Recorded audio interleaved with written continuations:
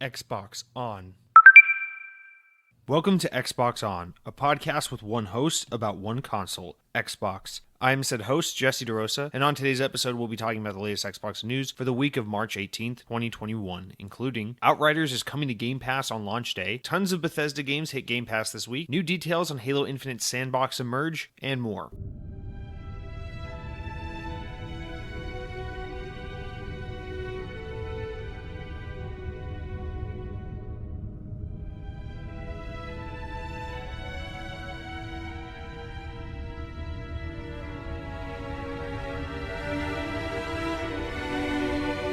Welcome to another week of Xbox On. I'm sitting here in my bedroom podcasting from the little sewing table because my girlfriend is working at the computer desk, but that's okay because I'm in a great mood this week.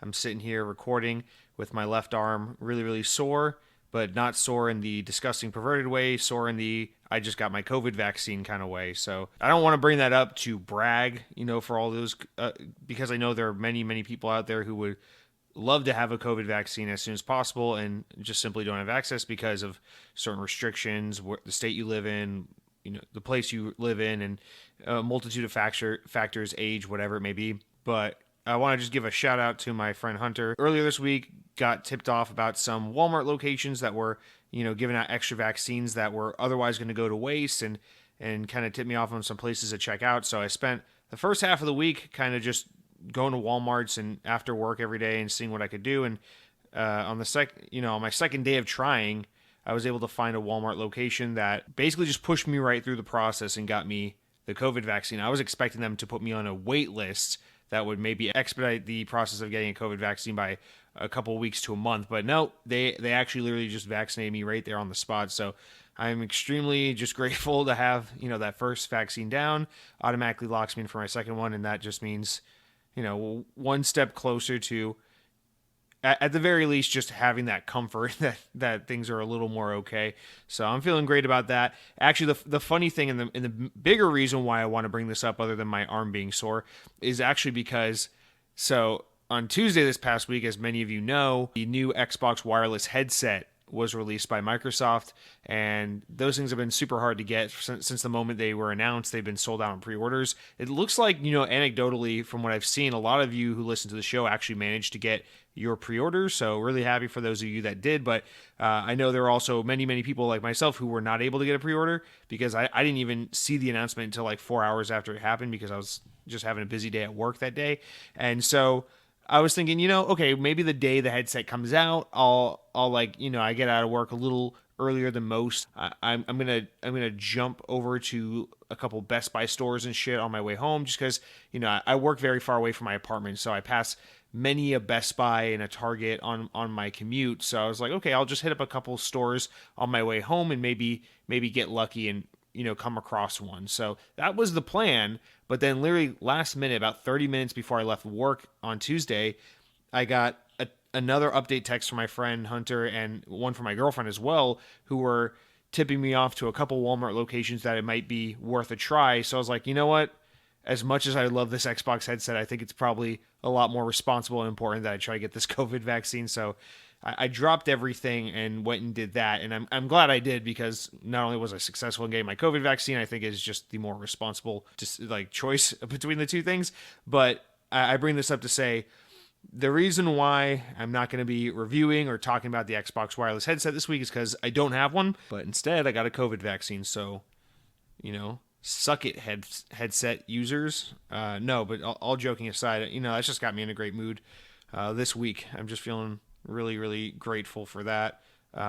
Shout out to the man that put a needle in my arm. He's a very nice guy, and I appreciate that. A little tip for those of you who maybe are looking to try and get your vaccine early, I just want to point out, it looks like this is a common thing with Walmarts around the country. If you're in the States, maybe just contact your local Walmart or stop by or try to book online and see what you can get. My sister, who lives in Atlanta, was still able to get an appointment booked with a local Walmart where she lives, so she's going to get her vaccine on Monday. So if you're eager to get poked with a needle, I would suggest maybe doing some research on your local Walmart if you're living in the States and see what you can get. But to those of you elsewhere who are looking to get the vaccine, I hope you were able to get vaccinated as soon as possible, and that you're able to get that comfort and peace of mind. But anyway, with that said, I think this is an Xbox podcast, so maybe we should stop talking about getting vaccinated and maybe jump into a little bit of Xbox news. But first, before we do our corrections, comments, things that we generally start the show with, I wanted to pose a question to you, the audience, and I think this is something that many of you will find to be quite relevant and pertinent to the topic of the show. But I was listening to a podcast this week. It's a retro nostalgia podcast. That's how the host describes it. It's called Knockback, and it's this podcast that actually Colin Moriarty does with his brother, where they basically just like pick topics, about childhood, and they kind of reminisce and discuss these things and with like a kind of nostalgic lens. It's a really fun show, and it can be anything from like a specific like movie from the 80s or like a specific like concept. So it could be like an episode about Star Wars Episode 5, or it could be an episode about like first dates or something like that, or like hanging out at the mall with friends. It can be any kind of vague concept that one might associate with like their childhood or their upbringing. It's a really fun show. But their latest episode this past week was about the movie theater, like the experience of going to the movie theater growing up. They got into the debate of what do you eat at the movie theaters, or what is appropriate food to eat at the movie theaters, and I really enjoyed that topic of discussion so much. I thought I would ape that conversation, try to move it on over to our show so we could have this conversation, because I just want to say, growing up, I definitely, I came from a pretty large family, not a very wealthy family. So for us, going to the movie theater was not only just a rare treat, but also when we did, it was very much one of those like, we're not spending money on popcorn and soda at the concession stands. That shit's expensive. There's a lot of kids. So we were definitely the sneak a bunch of candy from the grocery store in mom's purse kind of family growing up. It was either that or no concessions at all for the most part. Throughout my childhood, I have very, very few memories of like actually getting stuff from the concessions. So that was kind of my upbringing. I feel like the way that affected me into adulthood is now that I am older, and when I go to the movie theaters, it's obviously much more affordable than it was for my parents, because I don't have to take a billion kids. I can just go by myself, or go with a friend, or go with my girlfriend. So it's far more affordable and accessible for me that I am able to, indulge if I want to get some popcorn or some Bunch of Crunch and throw those bitches in the popcorn or something like that. But what I realized is, because, I never really built the habit for the most part, throughout my movie going experience of leaning on concessions. It's not something I typically gravitate to. I notice, especially if I'll go to a movie by myself, which I really love. I love going to the theater by yourself, but I've noticed, like, especially if I go to a movie alone, I don't even think about the concession stand, which is surprising because I never stop thinking about eating. It's literally all I give a shit about. So this surprises me as well. But I've noticed I'm the kind of person who will just walk right past the concession stand, not think twice about it, and go watch my movie alone. Especially if it's like to me, the other thing is, like, if you're gonna eat while you watch a movie, I want it to be like a fun movie. If it's like a action movie or a blockbuster movie or like a family animated film or something like that, something that's very lighthearted and in just kind of fun in tone, then yeah, I could see why you do the popcorn, the soda, and all that. But especially if I'm going to the movies to watch like a drama, like something that I'm anticipating that is going to make me cry, I don't understand like how you could just sit there like gorging and like butter and popcorn and slurping down a Coca-Cola while like someone's dying on screen and you're being like emotionally torn apart from fucking Titanic or whatever it is you're watching. So that's another thing of mine, is like, I think when you eat food at the theater, it's got to be very specific to the kind of movie you're watching, especially more specifically whatever genre you're in attendance for. So these are just some things I want to put out there. What are some of the foods and traditions you guys may have, with the theaters, with the whole food, the entire food situation? Are you guys the smugglers who bring the candies from the grocery store in through someone's bag?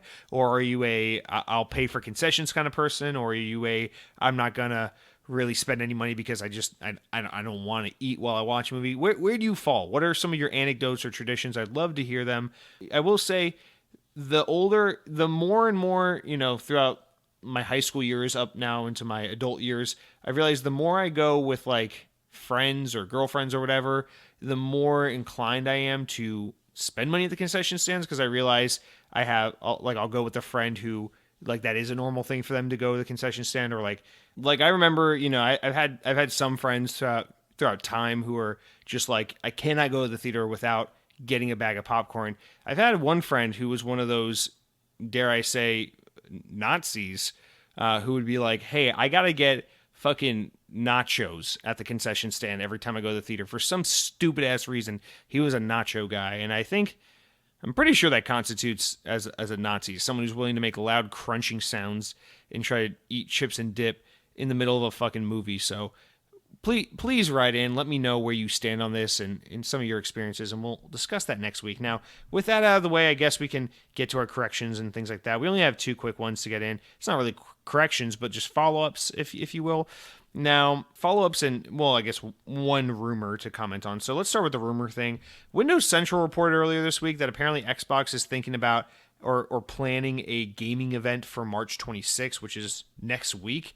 And Aaron Greenberg and some other people at Microsoft and Xbox were like pretty quick to shoot this down and say, no, next Friday, March 26th, we are not having an Xbox game event or anything like that. Do not look forward to this. This is not happening. So they were pretty quick to shut that down, but I did see Windows Central along with some other sites kind of run with this story. So just want to put that out there. I guess anything is possible, but it seems like this isn't a thing, just maybe some false information that was spread or some misinterpretation perhaps, but just want to put it out there to let you know I did mention it. So if we were all caught off guard, and next week they have a beautiful presentation where they show us videos of PlayStation 2 games that they mistaken for the next Forza and next Gears of War entry, and they're like, oh yeah, here's some new Xbox Series X content. We're just like, Xbox, go home, you're drunk. Remember that meme? And then I don't know, but I just want to put it out there. Apparently it's a thing that's being talked about. Now the other thing I want to do is a follow up, hopefully a final follow up on the story of Troy Leavitt, who worked at Avalanche Software for WB Games, working on the new Hogwarts Legacy game.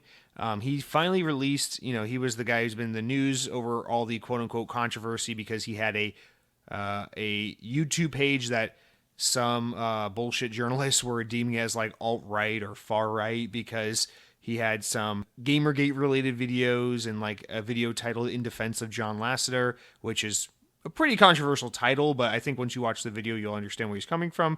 Although I didn't personally agree with what he had to say in that video, I thought his points were pretty well defended, and his argument was, while not something I take, it's something I at least respect enough to not think, okay, this guy's a fucking misogynist or some like rape apologist, because that's simply not the kind of content this man's putting out. He's putting out very, very tame, very calculated and measured kind of content. And keep in mind, most of these videos are like years old, and it really isn't anything crazy or wild. I'm pretty sure you could be anywhere on the spectrum of where you stand on these topics and be pretty unoffended if you watch his videos. They're not like reactionary social commentary videos. They're pretty, like, again, like I said, just tame, and I don't know how to put it. It's just his videos are not that crazy. I watched a handful of them, and I really didn't find myself being aghast at what he had to say. And so he uploaded a new video for the first time in a long time on his channel, which was basically a presentation he did at Avalanche Software right before he resigned from his role, explaining that he was not leaving the company and not leaving the Hogwarts Legacy project due to any quote-unquote cancellation or being canceled or anything like that, but rather because it was actually personal family reasons. The kind of timing was just unfortunate, but he's decided to step down because of some family medical issues, and he's moved from Utah over to Arizona and things like that. So it's kind of unrelated, but the timing was just unfortunate enough that it looked like this was the case. But I will say, watch the video if you have any. If you're raising an eyebrow saying, Jesse, are you sitting here trying to defend this alt-right and neocon or something like that? I'll be like, no, man, just watch any of his videos. Watch his latest video, whatever. Like, this guy is this guy's a pretty like measured, controlled, well-worded, well-defended person who's just just putting some opinions out there in a very non-offensive and a very respectful manner. That frankly makes me wish this is how we could talk about more things where just people have different opinions and different takes on situations, and we just have constructive conversations and we share our opinions and we challenge our ideas and thoughts. But unfortunately, that's not how the world works. So we just have to see YouTube thumbnails and headlines from 3-year-old videos and then try to cancel people. Just to put it out there, is the popular YouTuber Did You Know Gaming? It was that guy who first found this channel and tried to put it out there on Twitter saying, I'm not trying to cancel anyone, but look at this guy. And then try to spark all this bullshit. And then websites like Polygon and Kotaku and the like were all posting about how this guy was some alt-right fringe character. And then none of them ever retracted their stories or ever posted update stories saying, oh, well, it looks like this is the real reason why he's leaving the studio, or this is what really happened. None of them ever apologized. It was pretty slanderous content, to be honest. And there's a really non-story that ended up being a big deal for absolutely nothing. But I'm sure there maybe is a little more to this. I'm sure WB may be a little happy that he's gone, not because they don't agree with him or they don't like him per se, but maybe because they don't want the negative press surrounding Hogwarts Legacy, already considering the fact that J.K. Rowling is, in the spotlight so much these days for some controversial takes and opinions. So to not compound that situation and make things even worse, I think WB might be a little just relieved to see some of that association shut off a little bit, because otherwise, if he stays at the studio and the J.K. Rowling stuff keeps going on, this is never going to be, from the perspective of YouTube commentators and news media outlets, this game will never be a game about, like, what is Hogwarts Legacy? Like, is this a fun game? What is this game like? Is it a cool game? Is it a game that Harry Potter fans should check out? Is it a game that people who like RPG games will like? The conversation will never be about that. It will always be about this controversial developer, this J.K. Rowling bullshit going on. It's always going to be about that, and it's always going to muddy the message of the game, which honestly might just result in more sales because, there's, the saying, there's no such thing as bad press. But still, I mean, you don't want that. There's hundreds of developers pouring their hearts and souls into making this game right now, and the last thing they deserve is to have all their hard work ripped away from them because two figures vaguely associated with the product, get to control the messaging, whether it be their fault or not.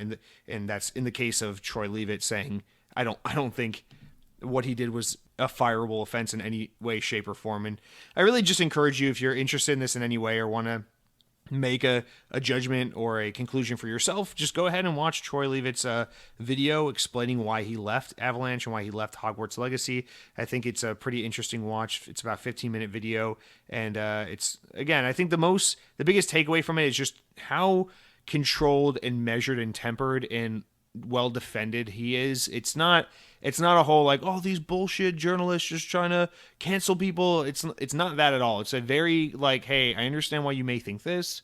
This is what's going on in my life. It's just a very, I don't know, it's a very adult and just natural way and just toned down, not jazzed up like a fucking MTV sitcom kind of reality TV situation. It's just a very, like, this is what's going on kind of thing. And I wish it's how we could have conversations more these days, but unfortunately that's just not the case. But yeah, I recommend you take a look at that. But with that said, guys, let's get all that crap out of the way. We're going to jump into the comments and shout outs from YouTube. Remember, if you ever want to leave a comment on Xbox On, you go over to youtube.com, you look up Second Best Gaming, that's my channel. You look up the Xbox On podcast playlist, you'll see it there. Leave a comment on the latest episode and you'll probably get read on the air because that's how we do this.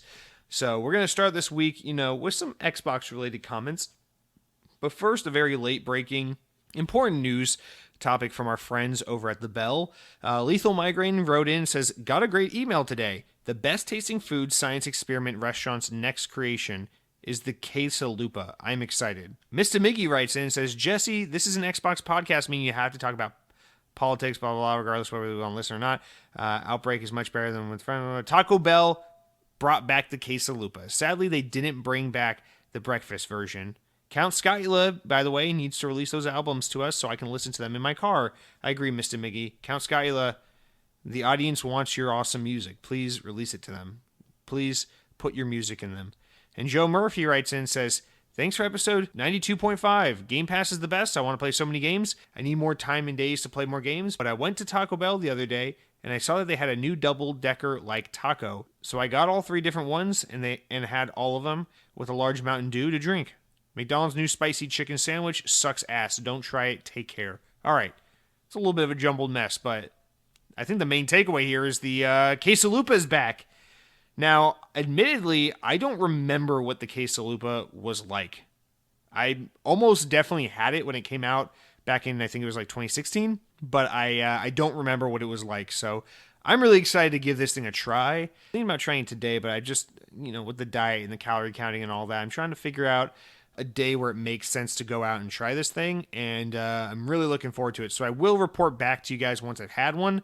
But, Mr. Miggy here is really excited for it. Lethal Migraine's even excited, and he's never positive about anything. And Joe's over here being excited. And, Joe's over here not only talking about Game Pass being awesome and having so much content, and Taco Bell bringing back the Quesalupa, but Joe also then just throws in a little slight just to make things controversial and says, McDonald's new spicy chicken sandwich sucks ass, don't try it, take care. Joe, I had the McDonald's chicken sandwich, the new one. I had the spicy, I had the deluxe, I had the classic. I gotta be honest with you, does not suck ass. It's not Chick-fil-A good, it's not Popeyes good, but it's good. It's pretty damn good, I would argue. I had all three of them. All three of them are good.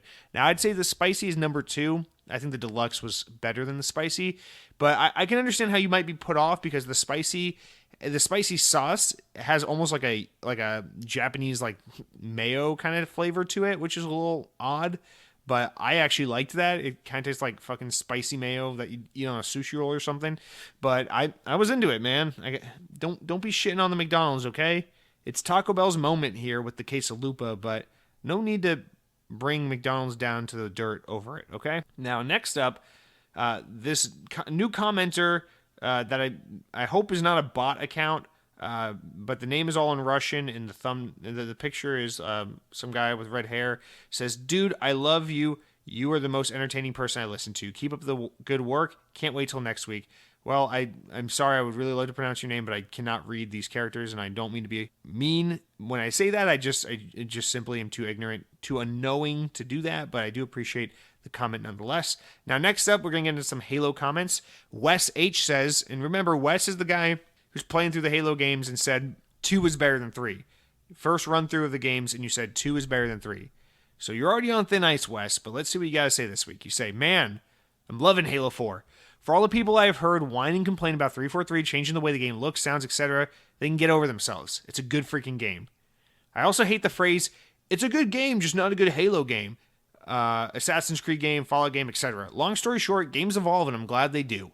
Well, Wes, I think that's a great point, and I think you earned yourself a little bit of redemption this week, because although you were more of a Halo 2 guy than a Halo 3 guy, I do respect you at least appreciating Halo 4 and giving some room in your heart for what 343 has created. And I agree. I agree that franchises need to evolve, and I agree that, for the most part, Halo 4 evolves in some pretty good ways. Although I will say I'm not crazy about the equipment stuff in Halo 4. I wish it was a little more like Halo 3's equipment and less like Reach's. And I will say, I understand the controversy about the multiplayer loadouts and orbital drops and things like that. But for the most part, Halo 4 is a great game that I argue, from a gameplay standpoint, ages just as well as any other Halo. I still play Halo 4 multiplayer just as much as I play Halo 2 or 3. So, actually, I probably play more than 2. I probably play Halos 3 and 4 the most, multiplayer-wise, when I'm on the Master Chief Collection. But, of course, Halo 5's got a big old soft spot for me. It's probably the one I play the most overall. But anyway, I'm glad to hear that, Wes. Thank you for redeeming yourself a little bit when it comes to the Halo. And Count Skyla, continuing with our Halo, says, "On a side note, the newest Ask 343 video came out tonight. It confirmed that's all PNW styling." Oh, Pacific Northwest. They confirmed that it's all Pacific Northwest styling, but they have sub-biomes within Pacific Northwest: swamps, deadlands, cave systems. I can live with that, but I'm a little leery. Several other bits of info from that video set off an atomic bomb with part of the Halo community, but it got me excited. I love these super nerdy deep dives and cannot wait for more Halo Infinite. Now, Count Skyla, this is touching on one of our big news stories of the week, and I probably should put this comment with the news story, but here we are talking about it now anyway. I agree with you. I think these deep dives that are super nerdy and specific are really, really awesome, especially for big Halo fans that are just dying for this game. Obviously, that's what they're intended for. But I agree with you about the Pacific Northwest thing too. It's, the question during the Ask 343 video was, obviously the gameplay demo we've seen of Halo Infinite looks like it's really set specifically in the Pacific Northwest type setting, which is what the Halo Zeta ring looks like. But what about, like deserts and snowy levels and things like that, which we're used to seeing in Halo games. Like, what about that? And their response was basically like, we wanted to keep the kind of ring feeling consistent in theme. So there will be areas of the ring that are like a little swampy, a little deserty or cavey like, but it's not going to feel like, wow, I'm in a different, like the last level was a green level, the next level is a sand level, the next level is a water level. It's not going to feel like Super Mario Bros. In that sense, is what they were saying. But they're going to say you'll get touches of those kinds of different biomes, but they'll all be a subset or a mix up, a re-theme, if you will, of the main biome, which is that, grass, that Pacific Northwest woodsy, foresty kind of look that the Halo ring has, as seen in that gameplay demo and these screenshots revealed so far. So I'm a little iffy on that as well, but I think that's one of those things where we gotta kind of see it to really pass judgment on it. I think the bigger thing is just making sure that the game feels varied, not so much that it ticks the boxes of having this kind of environment. So as long as these sub biomes, as they put it, feel distinctive enough that I feel like there's a lot of biological and biodiversity, then I'll be good with it. So, but yeah, I agree. That was a pretty good video overall. We'll get into that later in the news. But next, for comments, we've got a couple of you commenting about the outro changes on the podcast. So this Count Scott says, before I listened to this week's podcast, I was thinking that your outro should be not a communist dictatorship that's only half shitting on your childhood. But after listening to this week's message, I think it's already clearly conveyed.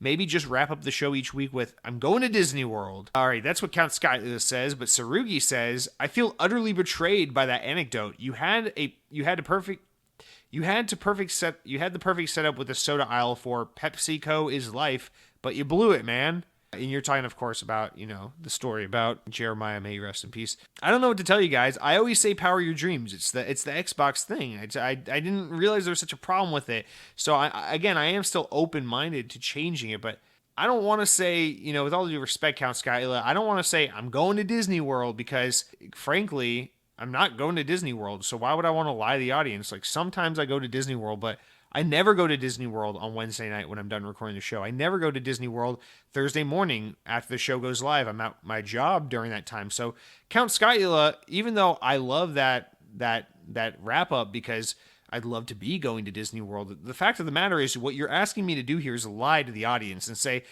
oh, I'm going to Disney World. So you guys all have in your mind, oh, well, Jesse recorded that on Wednesday night, so by the time I'm listening to this, he's probably at Disney World or he was at Disney World last night, but that's not true at all. In fact, after I do the show, I stay up real late, I edit it, I upload it, I put it all together, and then I go to bed, and then I wake up and go to work. So you want me to lie about my life and pretend it's all glamorous and it's all theme parks and churros and roller coasters when in reality it's hard late night editing and going to my day job? It's Count Skyla. I love you, man. I appreciate your support and your awesome music, but I'm just not going to lie to the audience as you're asking me to do. So please. And Sarugi, I'm not totally opposed to the PepsiCo is life thing. I feel like it's a good foundation, but there's something more we can do with that, which is why I reached out to the audience last week and said, what do you guys think we could do with that outro? Because, yeah, PepsiCo's life, but Taco Bell's life. Are you going to say PepsiCo's more life than Taco Bell? Are you going to say PepsiCo's more life than the great release of taking a dump after a long day of work and getting home? Are you going to say PepsiCo is life more so than the feeling of sitting down and booting up your Xbox after a long day of doing taxes and other adult chores like grocery shopping and cleaning the oven? I just feel like it's a very one-sided kind of outro. Power your dreams is so vague, it's so specific. I'm telling you to power your dreams. I'm telling you to find what it is you want to do, find what it is you love, and put the power to it. Make it happen, I'm giving you the tools. I'm giving you, hopefully, what you need in order to get what you need to get done. But, man, I mean, come on, guys. You want me to lie to the audience and pretend like PepsiCo is all there is to life, and I just don't know about that. So as we get into the later comments here, guys, some of you thought that the comment section was all about leaving me some lengthy novellas, borderline just straight up novels. So we'll kind of skim through some of these, but my brother writes in and says, I don't think Obsidian should or will delay anything to help Bethesda. If someone needs to help them, it's others than Mac Studios. Obsidian seems to be being built up like a giant, like the Coalition or 343. I want to see that happen. If Avowed is successful, we could have the next Bethesda on our hands. So yeah, that's kind of true, but also part of the whole like sharing assets and sharing talent is, steeped in them all joining as one, with Bethesda joining Xbox. So it makes sense for them to be able to have traditionally Xbox studios reach out and work with traditionally Bethesda studios. But I get what you're saying. And I think for the most part, it will be Bethesda or ZeniMax Studios helping other ZeniMax Studios game projects. But I don't know. It'd be cool to see what some of these Xbox teams could do when they kind of lend some talent to the next Fallout or the next Wolfenstein. So I don't know. I'm not going to write that off. Now, Sam Torres here, you write a chunky one. You say, like I said, we'll skim through this. You said, Jesse, you did double duty this week, of course, referring to episodes 92 and 92.5. Lots of great assessments, and I firmly see your point on Bethesda. We are in a great place as Xbox fans. I totally feel exclusivity has robbed too many gamers on this side of the fence to great content for far too long, and Phil's comments seem fairly clear that he wants all players to see what these studios can do with the proper backing. Why keep the next Elder Scrolls exclusive when it has the potential to be the biggest ever? I've matured enough to not care if PlayStation gamers are playing the games that were exclusive to Xbox. I see brand loyalty as more of when you want to enjoy the best game, you are assured great content on Xbox for a great price. To your point about the OG Xbox being so different from its competitors of the time and how it seems to be returning to this gen, yeah, glad you see that and shared that. Excellent observation. We'd be very lucky to see that boldness return to the brand. The excitement it is creating is tangible. It would be amazing to see the talent of Xbox Studios develop a pool of the best creators to task from Obsidian, Rare, Arcane, etc. And we, the happy Xbox Game Pass subscribers, get something new and amazing every 4 to 6 months for the foreseeable future. Keep up the excellent show, and thanks for sharing. And with that, I want to pair that one with this shorter comment from Flip's Mad Max, who says, to be honest, I don't care where these games go, but I just hope it doesn't devalue getting the Xbox. They need to make at least Starfield exclusive since it's a new IP and hasn't been made before. So here are kind of two similar but kind of different approaches to the exclusivity thing. I want to make something clear, and I want to use these two comments as a launching point to say, I've seen so many Xbox fans get really kind of nasty lately over this Bethesda thing as like a kind of suck it PlayStation, you suck, we rock, we got this, you don't have it. And I just want to make something very, very clear. I would be lying to you if I said I don't know why you care whether things are exclusive or not. I get that. I get that kind of that, you're so associated with the brand and you have so much fondness for a brand that you want to see it succeed. And so when you see PlayStation and their success and, just the way video games have traditionally gone forever, you think about, well, what makes Sony successful or what makes Nintendo successful? And you're like, well, it's because Nintendo has like Mario and Zelda and Animal Crossing and Pokemon and no one else does. And you're like, and PlayStation has Uncharted and God of War and Horizon Zero Dawn and all these games, and no one else does. And you're like, well, Xbox has been kind of in a slump for a while. And like, what made Xbox so great? It's like, well, Xbox had Halo and Gears of War and all these games back in their prime, and no one else had those. That was so Xbox, and Xbox Live was such a pioneering system or service rather, and all these things. And you think about what makes these brands so special, and it's the things that they have that others don't. But the thing is, I feel like that's how we establish these brands, It's like that's how you get Xbox off the ground, is you say, hey, here's Microsoft making a video game console. Why are you supposed to care about this? Well, because Xbox Live and Halo. And sure, that works for a while when these brands are new and trying to establish themselves, but Xbox is a mature brand at this point. We don't need Halo to be landlocked to Xbox in order for us to enjoy Xbox. We know what makes the platform special, and it's not the fact that other people can't play our games. Like we've built the community around the box and the online service and the games, but what's important isn't that we've gatekeep these experiences from others. And so I just want to use this as the jumping off point that regardless of what Xbox does with Bethesda, which games are totally exclusive, which games are partially exclusive, and which games are multi-platform, regardless of how this all plays out, in 10 years when we've had a handful of examples to look back on and retroactively reevaluate this situation, I just want to say, like, no matter how that plays out, what matters is what are these games going to be like? You know, you think about a game like Fallout 4 that came out and was like, oh, it's like more Fallout 3. It's kind of disappointing, right? Or you think about a game like Fallout 76, which came out, it's like, this game's like borderline broken. No one wants this shit. Or you think about a game like Wolfenstein Youngblood, and you're like, this isn't even Wolfenstein. Why the fuck did they push this out? And you think, well, what's something that all these games have in common? It has that kind of like, we need to push shit out and get more revenue off of these properties. And there's not a whole lot of like reinventing the wheel or like real depth and polish to these experiences. They're just kind of, in some cases, pushed out, in some cases, safe sequels, in some case, you know, whatever it may be. And I think a huge way that these studios can benefit from being part of Team Xbox is now next time you have a Fallout 76, you can have like the AAA big backing of a company like Microsoft to say, hey, no. We're not going to release this in a broken state. We're going to Halo Infinite this game. We're going to give it a massive delay and disappoint the fuck out of people because we know you're not supposed to release a game in that state. And the next time they have a Fallout 4, they're going to say, no, dream bigger. Here's more support from more studios to make this game more ambitious. Here's more money. Here's more time. And then you make Fallout 4 something that's more advanced and more evolved from what Fallout 3 was. And you have a game like Wolfenstein Youngblood, and it's like, listen. We don't need you to try and turn Wolfenstein into this like quasi games as a service with light RPG mechanic type bullshit just because it's a popular genre and we need to get into it. It's like, let Wolfenstein be Wolfenstein. You guys make what it is you want to make, and we have other studios that can do that kind of experimental shit.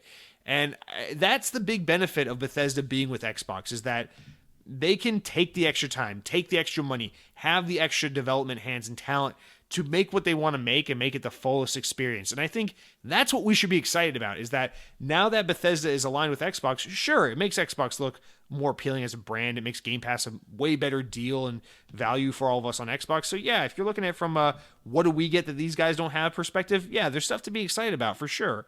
But more importantly, it's that the quality of these games is going to get better. The opportunity for these studios to make more interesting and unique games is going to get better. And that's the real win for Xbox and the real win for gamers. At the end of the day, I don't give a shit if PlayStation people can play the games I'm playing on my Xbox. I just want my Xbox to continue to be a great place for me to play my games. So I think we need to work hard. I understand, you know, the historical kind of way we've been programmed as gamers to think about exclusives, and that's everything that makes a brand, you know, live or die. And I think we need to take the initiative to try and not let that matter as much to us, because, you know, Xbox has always been, I think, the gaming brand that's really, you know, outside of Sega when they were making consoles, the gaming brand that really redefines how the industry works. Think about it. Like, Nintendo makes wacky controllers. They'll try to make you fucking put a condom on with a motion sensor and wiggle around to play a fucking Zelda game if you let them. But that's not innovation. It's just kind of like fun and gimmicky. Xbox is the gaming brand that's like, yeah. We're not going to just make another console with more power and that's it. We're going to make online gaming a thing, and we're going to make games about like these subscription services so gamers have more access to different kinds of games, and we can reevaluate what a game should be based on, you know, budget and quality and price and accessibility and all these factors. And that's, I think, what makes Xbox the most special, honestly, is that they've redefined, or they have changed the game so many times in so many ways. And that's, I'd argue, more important than Halo, more important than them trying to keep up with PlayStation by having more awesome exclusives. Because at the end of the day, it's like PlayStation didn't popularize online gaming. PlayStation 2 is not the reason why we all play games online with microphones to our faces, talking to our friends from halfway across the world, making great memories in Halo Forge. That doesn't happen because PlayStation 2 spearheaded that. That happens because Xbox, and because Xbox Live. And that's what makes Xbox really special. And I think the biggest benefit to Game Pass that people are really failing to understand here is that one of the biggest hindrances to game development for the longest time has been the market tier of pricing.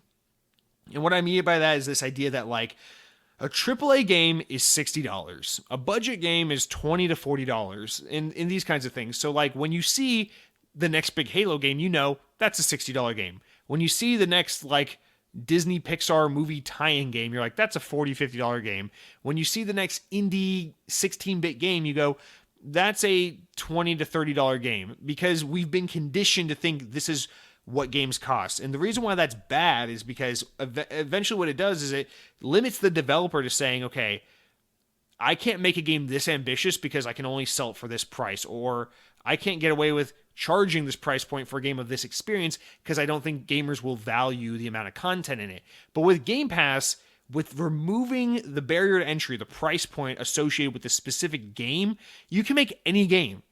And that's what has me super excited, is now Bethesda doesn't have to think about a property like Fallout as this massive single-player, open-world RPG game, and they can think about it in a million ways. They can make a Fallout 5 that is another open-world, massive single-player RPG. They could. But they could also fucking make a Fallout game that's like a walking simulator, or a Fallout game that's like some weird graphic novel game, or they can make a Fallout game that's like a fucking dating sim. And these are just hypotheticals, but what I mean by that is to say they can do anything they want with a property, and now people don't have to go, oh, well, that's not a real Fallout game because it's a stupid, it's like not a real Fallout game would be $60 and would look like this. But Game Pass removes all that stigma and all that hindrance, because it's just like, here's more content for the service you subscribe to. Perfect example of this, I think, would be Disney Plus. I think Disney's done an amazing job, actually, of destroying this barrier in the world of like movies and TV. You think about something like the recent show WandaVision or The Mandalorian, which we've been talking about in the show, and people look at like WandaVision or Mandalorian with the production level that those shows have, how amazing they look and how well they're written and produced and acted and everything. And no one looks at WandaVision and says, well, like, when Black Widow hits theaters, or when Black Panther hits theaters, or when Ant-Man hits theaters, like, that's real Marvel. But WandaVision on Disney Plus, that's not really Marvel. That's kind of side content. No one thinks of it that way. When they just shoehorn Marvel properties off to like ABC and shit, and did like the Shield show or the Carter Agent Peggy show or whatever it was, like, those were shows that most people dismissed. But now they've carefully curated, because of their subscription model, and said, listen, Marvel content's Marvel content. Whether it's a show, whether it's a mini-series, whether it's a full-blown theatrical release, it's all Marvel. It's all connected in the same universe, and you can enjoy it. And now we've kind of have this fluidity of, like, I don't care if this Star Wars movie is in theater, or if it's a multi-season show, or if it's a one-time like a quick run of like 8 episodes or whatever it is, because people watch Mandalorian, they see it as high-quality Star Wars with really great amount of talent and work and money put into the project, and they say, I don't give a shit. This is just as good Star Wars as anything else, any other movie that we've ever seen. WandaVision is just as good of a Marvel thing as any other Marvel movie. And I think Game Pass has the potential to do this to gaming. We can get that Halo game that's like, we always talk about like what if they made like the stealthy game where you play as like a recon UNSC soldier, or like the horror game where you play as like a citizen of Reach or Meridian or something, and like the fucking flood come and you have to like defend yourself against the flood or hide from them, and you can make like a survival horror game set in that Halo universe. This is what Game Pass allows. It allows you to do that, and it allows people to not think of like, oh, that's not a new Halo, that's just some bullshit spinoff, or that's a $20 indie release, or this or that. It's like, no, man, we just want to make cool experiences, cool games, fun games. And Game Pass allows you to remove all those barriers and stigmas and just put cool content out there. And that's one of the biggest wins for Bethesda here, is now Bethesda has that on its side, because it's not up against the whole like, well, what kind of games can we make? Well, we got to make AAA games. It's got to be another $60 game. It's got to be another big AAA holiday release. It's like, no, man, you can just make the shit you want to make. Let your developers go wild and say, what would be cool to make? What is on your mind? What's on your heart?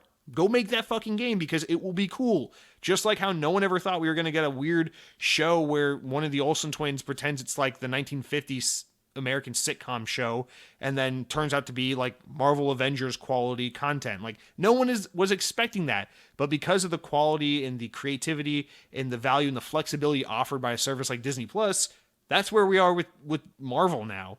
And so why can't we get there with games? And I think Game Pass is that solution. And I think that's a massive benefit. That is a way that Xbox is changing the industry and changing gaming the way they did when they introduced Xbox Live. And again, it's like, if you want to talk about, well, what does Xbox have that PlayStation doesn't? That's it. Because, yeah, God of War 2018 is an amazing game. I played that on my PS4. It's phenomenal. The Last of Us, at least the first one, phenomenal game. The second one, pretty good. The Uncharted games, they're great. Horizon Zero Dawn, pretty good game. Listen, man, I'm not trying to take that away. But at the end of the day, PlayStation's doing the same thing they've always done. Here's another AAA game at the full AAA price, and it's limited by what a AAA first-party game is supposed to be. Quote-unquote, supposed to be. And PlayStation puts themselves in a box by doing that. They can only make specific games because that's historically what they do, right? Nintendo can only make a 3D Mario game that's $60 and does what 3D Mario games do, and Zelda has to follow the conventions of what a AAA Zelda game is because that's what they can do. But Xbox gets to say, fuck it to all those things and make whatever the fuck they want, because you're not buying a $60 game here, a $20 budget game there, a $10 indie game there. You're just subscribing to Game Pass and getting cool content. And now you're not thinking about the value, and you're not thinking about what the game should be and what box it belongs in. You're just thinking, this is good content that I get as a result of being a subscriber, of being an Xbox gamer. And that's the real value of Game Pass in a way I don't think enough people are talking about. And to me, when I think about what's the big advantage of Microsoft having Bethesda now, I think of that more than anything. So will PlayStation gamers have Starfield or Elder Scrolls 6? Maybe. I don't know. Fucking who cares? But what these games can now be because of Microsoft, because of Game Pass, that's way more exciting. So I just want to use those comments as a segue to talk about that. That's something I've been thinking about a lot this week. Really excited to talk about that. Now, Count Skyla, I really wanted to read your comment here, but you wrote a massive chonker of a comment, and I feel like a dick, but I'm just going to go ahead and skip this one. But it's a really good comment. I did read it, and I put it in the show notes. So I want to put this out there. If any of you guys want to read Count Skyla's kind of take on this very topic that we're having here, go over to YouTube and look at last week's comments, and you can read that. Count Skyla, I'm sorry. I do appreciate your time and you writing all this content in, but I feel like we got to keep the show going. So next up, these are just some miscellaneous comments. I just want to know, Sam Torres, and I feel like a dick for skipping Count Skyla and now reading this since this is so off topic, but let's wrap up with one or two miscellaneous comments here. Sam Torres says, I gotta know, I just saw one of the Hot Wheels RC cars last week at Target, and it was like my childhood wish come true, but can it actually steer well enough to be fun off the tracks? Some toy designer at Mattel finally received my Aquaman telepathy from 46 years ago. Fuck. I knew I should have bought that novelty witchcraft book instead of 1001 Insults. Well, Sam, the answer to your question is no. That little RC car is really cool, but it's designed to run on a Hot Wheels track. So you can buy like a bunch of Hot Wheels track for like $2 a pack at like Target. So just buy a couple of those and make a cheap little track and play it on that. But those Hot Wheel RC cars are fucking awesome. I have been enjoying the hell out of it. I actually use mine every single night because my cat loves it. So every night we set up the track, we put the little Hot Wheel on there and we race around the track. And then she gets so into it and she tries to chase the Hot Wheel all around the track and catch it. And so we've been doing that nightly and it's been great fun. But yeah, you should still buy one. But no, they're designed for either running on Hot Wheels track or like hardwood floors or tile, but they don't drive well on carpet or anything like that at all. So just want to put that out there. Now you also say you went to Epcot yesterday. It was awesome, but you couldn't find Beef Wellington. Where is it? Also, had an epiphany about Epcot. You, as the visitor of the World Showcase, are like a tiny little airplane flittering from one country to the other until you run out of gas and need to land for fuel. Eat a roasted soy glazed pork shank with small balls of potatoes or something like that. Imagination. All right, Sam. So the Beef Wellington, I hate to break it to you, was actually a festival item during the Arts Festival, which is now over. Now that it is springtime, spring, whatever, if it's technically winter, it's spring, whatever it is right now. They're into their flower and garden festival, so the menus at all the festival booths have changed, so the Beef Wellington is gone. It will probably be back next January when the art festival comes back, but I'm sorry to say that it is gone. But there are plenty of really great things to have at the Flower and Garden Festival. In fact, I went this past week and I had a really nice strawberry like cream, like dirt cake thing, which was awesome. And I had some incredible, there's like this breakfast booth there. And I had this it was like pork hash and like poached egg and like fried kind of like hash browns, but more like rice hash brown ball things, and they with like grilled onions and peppers, and goddamn, that thing was amazing. So there's plenty of good food to eat at the Flower and Garden booth, which it looks like you had some. But thank you for writing in about Epcot, Sam. I appreciate that. Now, with that said, I think we should just wrap it up there. That's going to do it for our comments this week. Sorry to all of you whose comments weren't read. I'm trying to keep things a little more compact and concise. But remember, for next week, don't be shy. Reply. Now, we're going to talk about what I've been playing this week. But before I can tell you about that, I got to tell you about what I've been eating. And let me just start with this, guys. This week, I officially became a Sam's Club member. So expect big things from me in the future here in terms of what I've been eating. So that is a stay tuned. But in terms of what I've been eating more immediately, I got to give a shout out to 3D Doritos. Now, these were teased a couple months ago, and they've been out, but I haven't been able to find them. I guess they're exclusive. I've only seen them at Walmart and Sam's Club, so I guess they're exclusive to Walmart. Oh, but goddamn, these things are so good. So 3D Doritos, for those of you who don't know, it is a callback to the, I guess 3D Doritos, what was that, like the early 2000s when those were out? But like, they're like puffy Doritos. Not like Cheetos Puffs, but more like, kind of like Bugles. But, you know, back in the day when they had them, they were just like the regular nacho cheese or the not regular Cool Ranch Doritos, but in the airy 3D puffy version. But now they brought them back after like 20 years or whatever, and they're different flavors, but they're kind of the same concept. So now the cheese one is a nacho chili cheese, and the ranch one is a spicy ranch one. And they are both great. They're both phenomenal. I had both of them.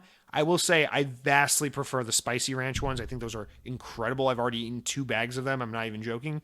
And my girlfriend liked the chili cheese nacho ones a lot, which, you know, I think are good, but they're just not as good as the spicy ranch. So definitely both of them are worth a try. But if you're at a Walmart looking to get a COVID shot and you're unable to get some, fret not. You can head over to the chip aisle and get yourself some 3D Doritos. They seem to regularly be in stock now. Holy fuck, these things are good, you guys. Do not sleep on these 3D Doritos. They're not that high calorie for potato chips or corn chips, surprisingly. So do yourself a favor, eat some 3D Doritos, and game on. Now, as for what I've been playing, I haven't had a lot of time to game the past week. I've been pretty busy, but the one game I have been playing and trying desperately to make time for, but just haven't really gotten a lot of time to play it, has been Bulletstorm. So finally this game came in the mail. I told you guys last week I was waiting on it. Guys, I'm playing this game in preparation of Outriders just because I'm excited for that game, but Bulletstorm is one of those games that's been on my back catalog since, like, you know, it was first announced like 10 years ago. So I've been waiting to play this game forever, and I am kicking myself now that I'm just now getting around to it. So I got the full clip edition, the Xbox One re-release version, and I'm almost done with the campaign. I'm at the end of it, but holy fuck. I will just put it like this, just to sum it up real nice. Bulletstorm is my favorite first-person shooter that I've never played. This game is so good. So good. So for those who maybe need a little refresher, this was a collaboration between developer People Can Fly with Epic Games. So there's a lot, and this was like during the Gears of War time. So remember, People Can Fly used to work with Epic a lot. They helped with some of the development on Gears 2 and 3, and they worked a lot on Gears Judgment, which is, you know, considered the worst Gears of War game, but whatever. But they worked a lot with Epic Games back in their Gears of War days. So I just want to put that out there that this game has a lot of Epic Games influence and therefore a lot of Gears of War influence. People, you know, a lot of people used to consider Bulletstorm like a first-person Gears of War game, basically. And it is very like meathead-looking characters and a lot of like Gears of War inspired like kind of combat shit, but it's also very much a first-person shooter with some very unique concepts and mechanics. And god damn, this game is good. So I mean, like, the big gimmick of Bulletstorm is like it's a fun arcadey shooter in Unreal Engine, but what makes it so awesome is you get this leash thing. It's like this like electric whip thing on your wrist, and you can just like whip enemies from across the map, pull them to you, and then kick them. So you could be like you could have your assault rifle out. You could be like putting bullets into an enemy, and then you like weaken him. You whip out your lash, which is like a grappling hook almost. You grab the enemy, you draw the enemy to you, and then you can kick the enemy into like a spike wall and just like obliterate them. And it becomes such a dynamic and fun mechanic once you really start working with it. Like, oh my God, it's so fun to just, I love just like pulling enemies and kicking them. But you can also like take the shotgun and blast them into like a wall with spikes or something like that and just fucking go ham with it. The sniping mechanic is so unique and original. It's like you like line up your target and then you shoot, but then you can control the bullet once it's flying in the air. So you can like, the target will try to like avoid the sniper bullet, and then you have to like use the bullet to like track the enemy and hit them. It's just like I'm not a sniper. Like I don't enjoy sniping usually in games, but man, this game makes me actually really like sniping a lot. It's just it's such a fun game. It has so many unique ideas and mechanics, and it just feels really great. It's a really good, shooter. The story is a little whatever. A lot of people complain the game hasn't aged well with it being a little bit a product of its time, having some, kind of edgy content, some edgy writing and acting, a little bit misogynistic and things like that for the time. So I will point out those criticisms of it. And I will say, I think there are some mechanics of the game that are a little archaic, like the way the ammo and everything is done with getting ammo and, taking care of your guns and that kind of inventory management stuff. But for the most part, none of that shit matters. You can literally turn the volume off and not even listen to the story or any of the dialogue. What's important about Bulletstorm is it is just a pure fun shooter. Like Bulletstorm to me, I think feels kind of like how it seems everyone else felt about like Doom 2016. Don't get me wrong, I like the new Doom games just fine. I enjoy them quite a bit, but I don't click with them the way it seems a lot of other people do, and that always makes me sad because I want to like them to that extent. But I think Bulletstorm is hitting with me kind of the way people talk about Doom 2016, where it is just pure, chaotic, gory, unadulterated fun for a first-person shooter. It's just super M-rated, super ridiculous, over-the-top, wacky. There's like a dancing rhythm kind of thing to it, the way you're supposed to like manage your weapons and killing the different enemy types and the whipping and the throwing and the kicking and the sliding. The slide mechanic's so good in the game. Once you really start to master the mechanics, you can tie these things together in a way that like the way you take out enemies and clear rooms just feels so rhythmic, and it's just really fluid and fun, and it's a really, really phenomenal game. Do not sleep on Bulletstorm. Unfortunately, the game's like still $40 for some reason in the store. But I picked it up on eBay for like $18, and man, I don't regret it. This game is the only thing I regret is that I didn't play this game when it first came out on the Xbox 360, because this is like one of those games, like I'll definitely go back at some point and play through this game a second time. Like this is not a one and done game for me. This is a very, very good game. So lots of high praise to Bulletstorm. Really enjoying that. But that's really the only thing I've been playing. And Sarugi actually commented in about Bulletstorm and says, Bulletstorm is an absolute banger. I think you're going to love it. I think you're going to have an absolute blast with that game. Shame it probably won't see a sequel. And Sarugi, you're right. That game's almost never going to see a sequel, which is a crying shame. And it actually has me a little sad because I got the game in excitement for Outriders because I'm really enjoyed the demo for that and can't wait to play the game. But now that I've played Bulletstorm, it makes me almost wish that Outriders was a Destiny-like shared world shooter sequel to Bulletstorm, because I'd rather play that. But I mean, not to shit on Bulletstorm or Outriders, because Outriders is a really fun game as well. But man, Bulletstorm is so fun and so unique, and it's a really special game. And I'm just glad we at least got the one entry, even though we'll probably never see a sequel. But yeah, that's it for everything, guys. I think we need to just jump into our news at this point, now that we're an hour into the show. So let's get into our conversations of the week. All right, this week's a little bit of a shorter news week. So not too much to get into, but some interesting stuff. So let's dig right in. Our first story comes from Windows Central, and is that Outriders, the upcoming RPG co-op shooter from Bulletstorm developer People Can Fly, hey, what did we just talk about, and publisher Square Enix, will be available in Xbox Game Pass at launch. It's been playable via Xbox or cloud gaming. It'll be playable on Xbox via cloud gaming app on Android devices for any Xbox Game Pass Ultimate subscribers. Outriders supports cross-play on all platforms, so friends can play together regardless of who is on their system. A recent Outriders demo allows players to try the first couple of hours for free, and progress carries over to the full game. Outriders was originally supposed to launch in holiday 2020, But like many games that was pushed back further polish, Outriders is now scheduled to arrive on April 1st, coming to Series X, Series S, Xbox One, and PC, along with other consoles. Outriders is easily one of the biggest third-party games yet to launch into Xbox Game Pass on day one. So this is a bombshell news announcement that was done earlier this week, and I want to emphasize what a big deal this is, or at least to me, or that's how I interpret it at least, because a couple things here, guys. So, I mean, Xbox Game Pass has definitely gotten some day-and-date releases, but it's usually some smaller games and things like that. It's usually not something from one of the big publishers, I should say. Like, it's never like a Ubisoft or Square Enix game or anything like that. And that's exactly what this is. This isn't Microsoft putting their game into Game Pass when it first launches. This is Square Enix and People Can Fly putting their new game into Game Pass the day it launches. Now, there's a lot of reasons for why they're doing this, and there's a lot of ways we can attack this discussion. I have a lot of things to say about it, so I'm just trying to comprehend how I even want to start with this. Let's start with this. Okay. So initially, a large part of this game's delay, I think, was because, remember, the publisher here is Square Enix.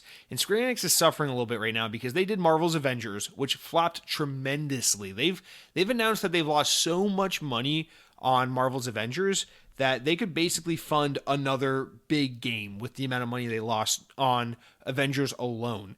And last year, they reported a net loss, despite the fact that Final Fantasy VII Remake made them so much goddamn money, because Avengers performed so badly that it just brought the whole company down so much over the last fiscal year. So with that said, I think Square Enix is really apprehensive about Outriders, because Outriders is a similar story to Marvel's Avengers, which is, it's a shared world kind of games as a service type game. Now, Outriders, positions itself as something a little more single player friendly and a little more cohesive and one and done if you want that experience. But it is very much in the vein of like a Destiny or a Division type game. So I think just the fact that People Can Fly is not a very popular developer, and the fact that this game hasn't garnered a shit ton of press and coverage, that paired with how Avengers totally bombed despite, having the Avengers license, I think has Square Enix very nervous. So a lot of the first part of this delay to April 1st that the game had, because the game was supposed to be released in February, wasn't for polish. They'll tell you it was for polish, but the reason why they delayed the game from February to April was because they wanted to do this demo thing. They wanted to put the game out in some form so people could play it, so they could get pre-order numbers up, so they could give people a taste of the game and say, listen, don't let this game come and go. Like, give it a try, see if it's something you like, and maybe people will come to play.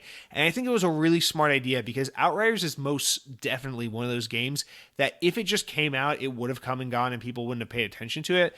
But I think the fact that people could try it for free and play this demo and get started for free really helped the game just shine, because it's one of those games that, like Bulletstorm before it, you didn't know it was good until you gave it a try, and making it free is a good way to get people to try it. On top of that, Outriders is also in a position where it's releasing at a really nice time, because unlike Marvel's Avengers, the past few months for gaming have been pretty whisper quiet, especially since the new consoles have come out. Both PS5 and Series X are really struggling right now to find a big game to play on the new consoles. A lot of what Xbox has been doing since the Series X has come out is like, old games look and run better than ever before thanks to Series X, which is very true, but come on, people want new games.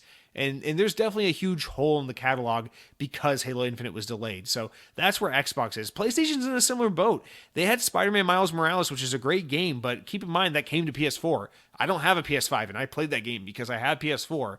They had Sackboy's Big Adventure, which is, like a kiddie fun family game. And they just haven't had a big launch title over on PlayStation either. So I would argue it's even a more dire situation on PlayStation, because they don't have play old games, they look and run better on this console. They don't. They have play old games on this brand new piece of hardware. They look and run like they did on the old thing. So it's really dire between both these platforms. And I think Outriders has a real opportunity here to launch at the right time where there's not much to play. People have these new consoles. They're really eager for more content. Remember, gaming is at an all-time high right now because of COVID. People are just home. They bought new consoles. They like gaming. Gaming is just more in the public consciousness than ever before. I think Outriders is launching at a really opportune time between having this free demo that got a lot of people to pay attention to a game they would have otherwise neglected, these new consoles being out with not a lot of new exclusive big games to play, and this is a game that will be optimized for PS5 and Series X, and now with it launching into Game Pass, giving it a surefire guaranteed player base, I think this is a really great way to position this game to be, this game is now positioned to potentially be one of those slow burn games where maybe it doesn't come out the gate and sell like Destiny or something like that, but it could be one of those games that does better than it should have, considering what an unknown quantity was. And then because it has that install base and player base from people who played the demo and people who have Game Pass, now it can continue to sustain itself, get people to spend money on post-game content, microtransactions or whatever, although I think the game doesn't have microtransactions, and then and just generate buzz and interest around the game, because as we know, a lot of games don't live and die just by initial sales anymore. If it's more of a games as service type deal, a lot of these games live and die more by the longevity of the game. It's post-launch content, it's community, whether or not the people stick around and continue to play the game. And so I think Square Enix has been pretty smart actually about how they're playing this, and bringing the game to Xbox day and date, I think, is the next step in that. So is this going to be a normal thing? Are we going to see Ubisoft put like the next Far Cry into Game Pass day and date? No.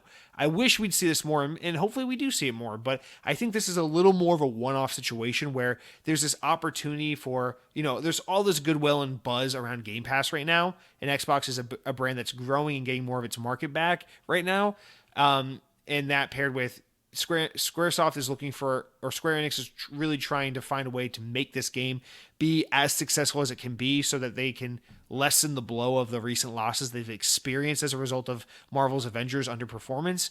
So I think this is just a culmination of things that have really panned out, but like to people like me, this is super exciting because I was going to buy Outriders no matter what. I was happy to spend $60 on this game, and now I'm just going to get it for free on Game Pass. So this is like a really great story for people like me and a lot of you out there listening who are gonna play Outriders anyway and now are just getting more value out of your Game Pass, and hopefully we get to see this game succeed and be a little more than I hate seeing games fail, especially when it's a game like this where I'm like, this is kind of like a fun creative game that isn't gonna get its dues if it's blocked off to people by a $60 paywall. So it really warms my heart to see that this game has a lot more potential and possibility to succeed now because of Game Pass, because of this demo, because of the time of year in which it's releasing. So this is just huge news for Game Pass. This is because, keep in mind, again, usually when you get games this big that launch on Game Pass day and date, it's because it's an Xbox game. It's like, yeah, we know Halo and Gears of War and Forza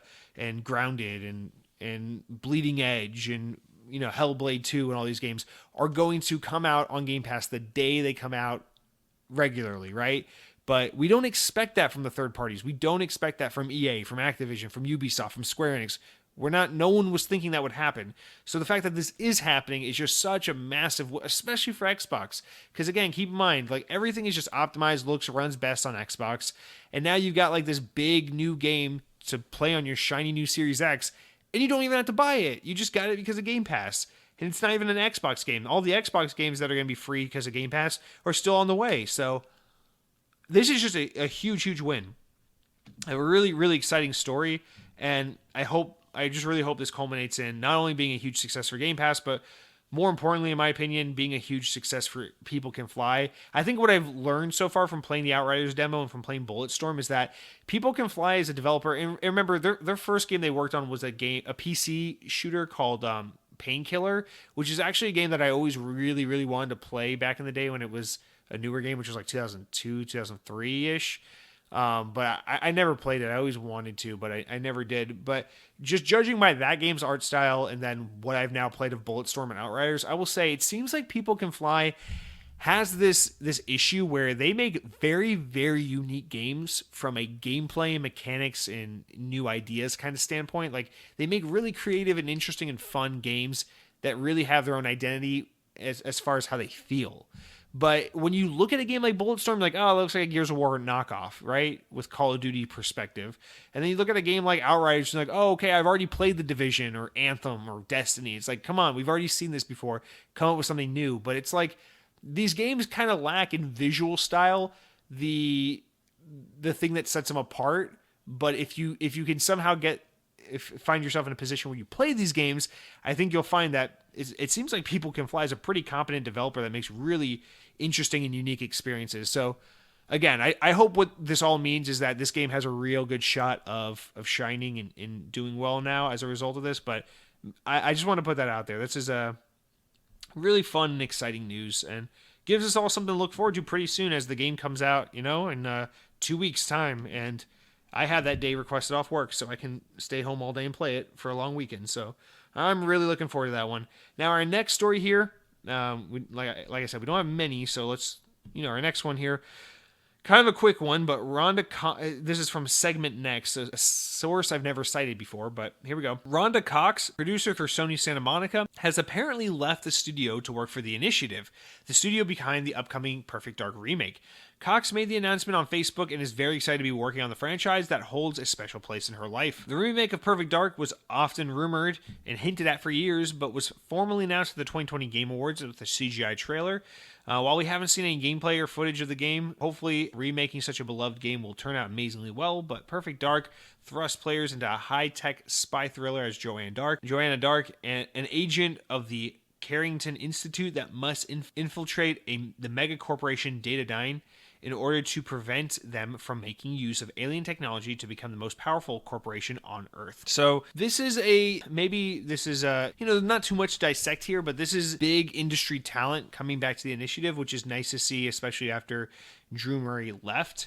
So this is nice to see because it's kind of what Drew Murray was in the form of like big Sony associated talent working on this new Xbox studio. Not quite the same because I just was really excited about having Drew Murray on Team Xbox working on games for Xbox platform, but nonetheless, he's back at Insomniac again. But Rhonda Cox has a pretty long history working at Sony Santa Monica, which is the God of War developer. So she's had her hands on a lot of God of War games, a lot of really well-beloved, highly regarded titles, and so it'll be interesting to see, how she's able to mesh with the team at the Initiative, which is already consistent of a lot of really high-end talent, from a lot of Sony developers nonetheless, and to see, how she can impact this game. Again, there's not really much to say about this other than to say more notable talent hitting the Initiative despite the Initiative losing some notable talent that it had first acquired. So I want to just put that out there. This game is in a weird, fluctuating state. There's a lot of people coming in and out of the project, and that's to be expected because the project's still relatively early in development and the team is incredibly new. But I don't know. I almost feel like we've heard just too much about the Initiative at this point. I almost wish that they didn't announce the Initiative until they were like already well into the development of this game. But I understand why they had to. There's all these LinkedIn profiles and things like that going on. We know people are leaving studios and going to a new place, so the gig is up. We had to, we'd have to know sooner or later, but it's just so kind of annoying just patiently waiting all these years to find out, well, what are they working on? How many people, what people are consistent of this team? When are they going to be able to show anything? It's just this really long, slow burn of a wait, but nonetheless, more good news in light of some not so great news for the Initiative in that they are getting some great new talent. Now, next up, this is to kind of go back to Count Skyla's comment from earlier, but yes, 343 did a Ask 343 video stream last week where people could write in with questions about Halo Infinite and 343 developers would answer them. And some really good questions or things were brought up, subjects about things like dual wielding, playing as elites, day and night cycle, how open world the game is, blah, blah, blah. So I just want to touch on a couple of these because there's some really nice, if you're a big Halo fan or you're really looking forward to Halo Infinite, I think there's some good chunks of information we can take away from this. The first one, dual wielding, they basically said no. Dual wielding is not coming back to Halo. You'll remember, obviously, that feature was first introduced in Halo 2 and then kind of neutered and rolled back a lot in Halo 3 and then hasn't been seen in a Halo game since Halo 3, and that's for good reason. Bungie's even kind of admitted that, dual wielding broke Halo and it's kind of shitty. So I don't know why. It's one of those things. It's like seeing Halo fans constantly ask for dual wielding to come back into Halo is all the proof that I need to know that people aren't really Halo fans. They're just like they're just painfully nostalgic for their childhood or their upbringing, and they want everything to be a reflection of what they remember being great and not what's actually great for the product, because dual wielding was not good in Halo 2. It was completely broken. Regular weapons were underpowered because they weren't dual wielding, and then dual wielding weapons were overpowered, and everything kind of sucked, and reload times were shitty. This is why Halo 2 is not as good as Halo 3. And I've been playing a lot of Halo 2 multiplayer in recent weeks, so I feel like I can speak to this. But like, Halo 2 was so unbalanced because of dual wielding, yet all these people who grew up loving Halo 2 are just like, well, it's not Halo if it doesn't have dual wielding. It's like, no, you fucking idiot. That's why in Halo 3 there was barely any dual wielding, and it kind of sucked because they wanted to give you the feature so you wouldn't bitch about it, but roll it back and neuter it enough so that they could be like, yeah, we were wrong. Dual wielding does not belong in this game. And then, by the time 343 took over the franchise, they're like, fuck it. No, we're not putting dual wielding in these games. So I'm 100% cool with this. The way 343 kind of played it off was they were like, we really want to focus on fine-tuning and perfecting the experience we've already built rather than trying to add more features and complicate the experience even more just to please people. We'd rather get the fundamentals done right than try to get all the features in and maybe have it be a jack of all trades, master of none situation. That's kind of how they played it off, but I think without really addressing it, what they're pretty much doing is saying what Bungie said to begin with, which is, guys, dual wielding sucks in Halo. Stop asking for it. It wasn't fun in Halo 2. You're just nostalgic. This is what I'm saying. This is why people don't want running in Halo. It's not because running makes Halo bad. It's because people remember Halo being dual wielding. You got a plasma pistol in one hand and a needler in the other, and you're walking around the map looking for people, and you can't run, and you got this and that, and people are like, I need that experience on repeat. I cannot have anything new. Do not challenge my expectations. I want the same fucking comfort food. When I microwave a bag of popcorn, I expect it to taste like popcorn. Don't you dare put fucking truffle oil on that, you stupid hipster dumbass bitch. That's how Halo fans are. They want the same shit. They basically just want 343 to make Halo 2 again and just make it look like a beautiful Series X game. They'll probably still bitch about it because they're Halo fans, but that's where we are on the dual wielding one. That was the biggest one, the most controversial one, was the topic of dual wielding. Again, I don't see any problem with this. I'm totally happy with this. Like, I've played so much Halo Reach, Halo 4, Halo 5, and at no point during any of those games was I ever like, you know what? What really would make this game is if I could dual wield again. In fact, I always forget Halo had dual wielding because even though I play a lot of Halo 3, I never dual wield in that game. And I just don't play Halo 2 a lot because it's like Halo 3 is just way better. It's just a way better version of Halo 2 multiplayer. So it's like, okay. So I don't know. I never even think about this feature, but I guess it matters to some people who just want to force 343 to make the game in their head and not the game they want to make. The other big thing that had people kind of up in arms from this Q&A was the thing about elites. So someone asked, will you be able to play as elites in this game? Which you may remember in Halos 2, 3, and Reach, you could play as elites in multiplayer. You could select to either be a Spartan or an elite, and there's no difference whatsoever in terms of like the way it feels or controls or anything. There's no difference between an elite or a Spartan. Obviously, the hand wrapped around the gun in the first person perspective looks different. The character model is different, but like there's no height difference or like speed difference or perks or anything. Like Spartans and elites play exactly the same. So I mean, I get it. People want customization and to personalize their experience, but 343 was like, no, this is they said this game is a Master Chief story, which is what we said ad nauseum, and we want to be, in multiplayer, just like how the campaign's a Master Chief experience, we want the multiplayer to be a Spartan experience. So no, there's no elites, which to me, I hear that and I'm instantly like, oh, I don't give a shit. I don't give a shit. Again, Halo multiplayer was never fun or not fun because you can make your character model look like an elite. Halo multiplayer is fun because the gameplay core mechanics are really, really good. Like, I don't give a shit whether or not I look like an elite. And the funny thing is, my brother was commenting to this, and he made a really funny point I never even thought about. He's like, the only reason, my brother says, the only reason why I care about whether or not you can play as an elite in a Halo game is because when they allow people to pick an elite as their character multiplayer, it just means I have a bigger hitbox for enemy targets, which I found funny because I'm like, that's kind of true because elites are bulkier and wider and bigger enemies, so therefore larger hitboxes. And for me, as someone who only ever plays as a Spartan in multiplayer, I never played as an elite. It's funny because I'm just like, okay, play as an elite if that's what you want. I guess you just make yourself more exposed and easier to kill in the game, but whatever, to each his own, right?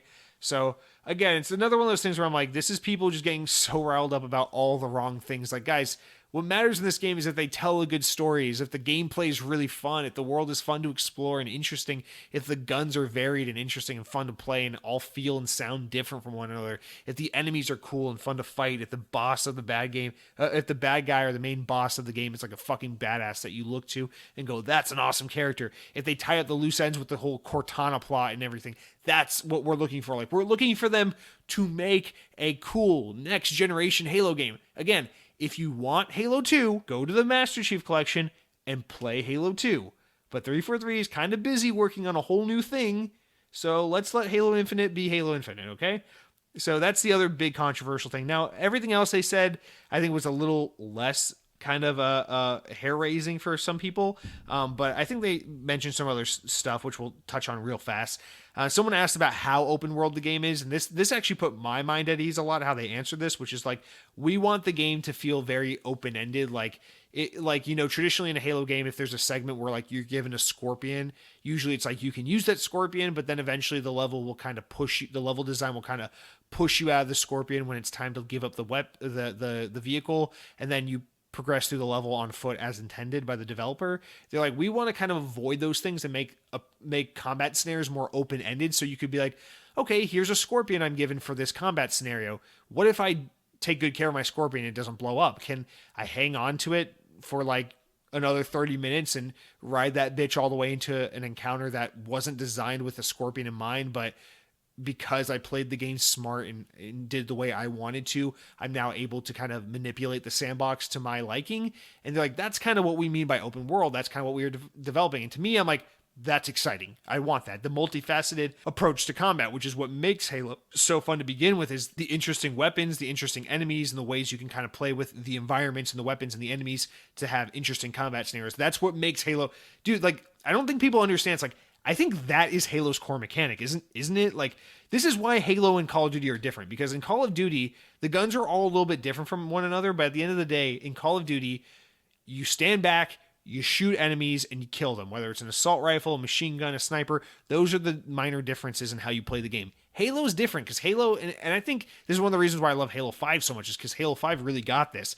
Halo is about, again, like the dance, the rhythm of the combat. It's like, how can I traverse this room, these enemies? It's like, okay, there's an elite. Elites fight like this. They have more damage. They have more shield than grunts. Grunts are easier to take out. So it's like, I'll use this enemy. I'll go up to these sleeping grunts. I'll headbutt one, and then I'll take him out with my assault rifle. I'll just toss a grenade and take them all out. And then here's the elite. I'll have to, maybe I'll pull out my shotgun for that and get him up real close, and then jump back onto this ledge, switch to my assault rifle, decrease his shield, get back up behind him and melee him for a finishing move or something like that. And you can think about the ledges, the jump, the floaty, like jumpy mechanics, the different weapons and how they all interact with the enemies. The fact that every single enemy has different kinds of health and abilities and pros and cons. And this is what makes Halo a fun game, is that all of these things are so intricately tuned and made, tailor-made to the experience, that's like, it becomes this dance of like, the way this level happens, the way this combat scenario plays out is dependent on how I want to approach it. And what 343 is basically saying here is we're taking that idea and expanding it. And to me, that sounds like the next generation of Halo. I'm like, I'm on board. That's exactly how you take what Halo is and make it a next generation, a new experience. So I'm 100% on board for what they're saying here. Again, this is what I loved about Halo 5 is like you could clamber. You could like jump up to ledges and clamber up there, and then like have like the thrust ability. So it added new mechanics and new ways of interacting with the sandbox and the weapons and the enemy design. So I know the whole thing is fuck Halo, fuck Halo 4, fuck Halo 5. 343 doesn't know what they're doing. But again, when I hear 343 talking like this, my response isn't like, well, the art style of Halo 4 isn't very Halo, or Marty O'Donnell is the only one who can do the music for Halo, or if you don't have dual wielding, it's not Halo. It's like, you're fucking stupid at that point. Like, you're so stupid that like the doctor might tell you your brain is the size of a peanut, and instead of giving you the COVID vaccine, they might just put you down. They might just euthanize you because you're so stupid at that point. Because like I feel like I'm so disconnected from what the rest of the world is saying, or the rest of the Halo fan base wants and says, because it's like, here's 343. And they're telling me that they understand what Halo is because they're talking about ways to approach combat scenarios, nailing the fundamentals and the mechanics and the weapons and the enemy design, and really like getting that down pat. And they're just talking about that being the fun of the game. It's like, how can we find new ways to interact and make the sandbox more utilitarian and more approachable and more dynamic? And like, those are the words coming from people who understand what Halo is fundamentally. If we're going to get bogged down in the weeds about like the composer now that Marty O'Donnell doesn't work with 343, or the art style now that new people work on the Halo franchise instead of the old Bungie guys, it's like you're getting bogged down in the weeds and you're totally failing to understand what makes this franchise what it is. And that's like at the core of what's so frustrating about Halo. Is like 343 totally gets it. They just totally get it. It's I mean you know they say like if listen man, like if everyone else, if you have to argue constantly to make your point, then you've already lost the argument. They say like, you know, like if everyone else thinks one thing and you're constantly fighting everyone else on something, it's like maybe it's not they're all wrong, maybe it's you're wrong. You know, these kinds of sayings and stuff. I don't think any of that applies to Halo. I truly believe 343 knows what's best for this franchise, and they've been doing a pretty great job, all things considered, with Halo. And the Halo fan base and gamers at large are just too stupid to appreciate it. And I know that sounds like such a fucking elitist asshole thing to say, but at this point, I'm just so tired with Halo. I'm so fucking tired of seeing people complain when it's like they just constantly knock it out of the park. They constantly give us cool, like I just don't understand. It's like Halo 5 felt like an evolution of Halo to me.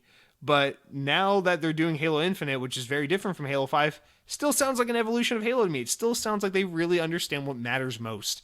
And it just has me more and more excited. But I hope, God, I fucking hope this game can get a break in some way, shape, or form, and that people can just appreciate it. I mean, unless it sucks. If it actually sucks, I'll eat my words, whatever. If maybe the game sucks. Who knows? We haven't played it. But it really sounds like they know what they're doing. They also talked about upgrading and customizing weapons, which they said they played around with that, but at some point it stops becoming Halo once you start letting them like customize and personalize the weapons, because it gets to a point where like, okay, the whole point of Halo is like you pick up the weapon, random encounters, you find this, you find that. Once you start tinkering with all the minute details on the gun, the balancing and everything, you start to lose the luster and really impact the sandbox, which I, again, agree with. Now, this is an interesting one. They said there won't be any pre-rendered cutscenes in the game, which is kind of disappointing because Blur has been doing such a great job with Halo cutscenes for the past decade or so. But they said, yeah, the whole game takes place in engine. So all the cutscenes, all the dialogue will take place in game engine. So they said, like, if it's daytime in the game and you get into a cutscene, it will be daytime. If it's nighttime and it's raining in the game and then you trigger a cutscene, it will be nighttime and raining, because the whole game never breaks the engine for a cutscene. Which I thought was pretty interesting. And then they said, someone asked if you'd be able to ever carry more than one equipment item. They said in multiplayer, for sure, that's not the plan. That's supposed to be like the one equipment item at a time, kind of like Halo 3, which is good. They said upgrade, talked about the day-night cycle, how eventually they're going to continue to improve on it over time and add more weathering and storm effects and things like that to make it more believable, which sounds really cool.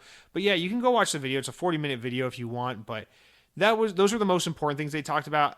I don't know. After watching that video, I was just mostly more and more excited about Halo Infinite.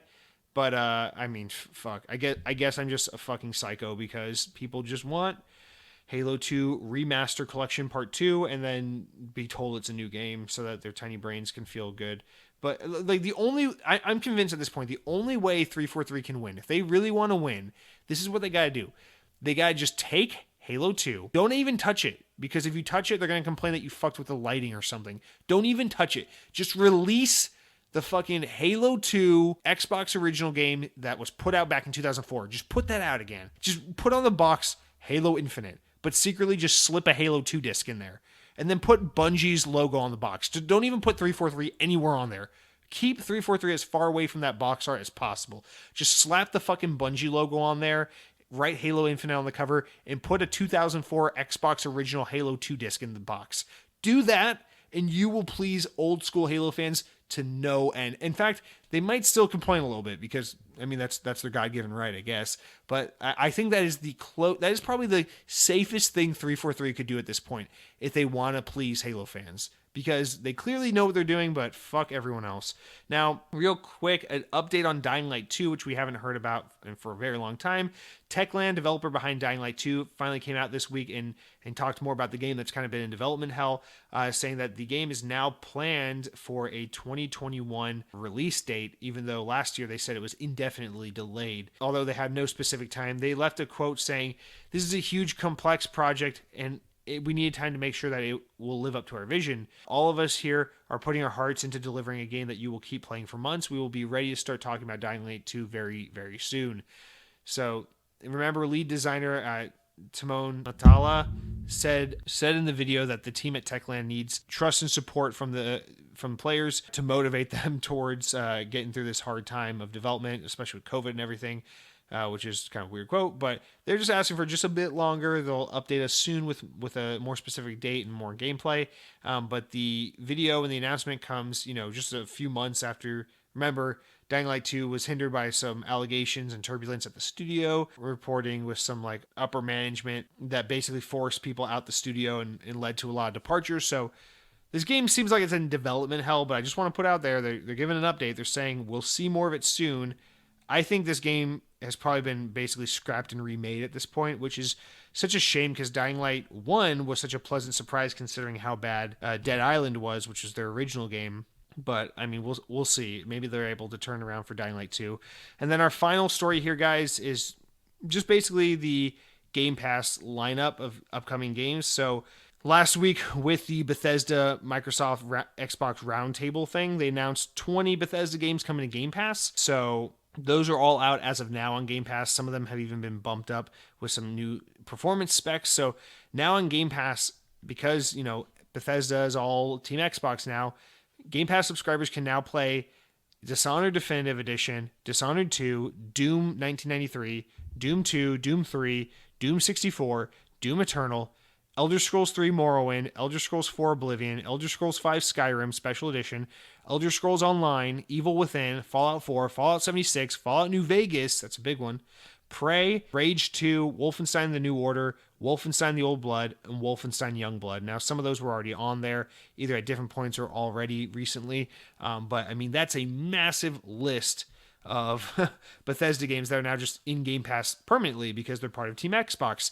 And on top of that, as if that's not enough, Prey, Dishonored Definitive Edition, Elder Scrolls Skyrim Special Edition, Fallout 4, and Fallout 76 are all getting FPS boosts, so you can run them at 60 FPS on your new Xbox console. So that is all a massive bump to Game Pass. Also coming to Game Pass, or available now, Undertale. So for the first time, Undertale is now on Xbox, just period, and it's in Game Pass, so that's interesting. I've had that game in my Steam library forever and just haven't played it, so maybe I'll play it now, but probably not.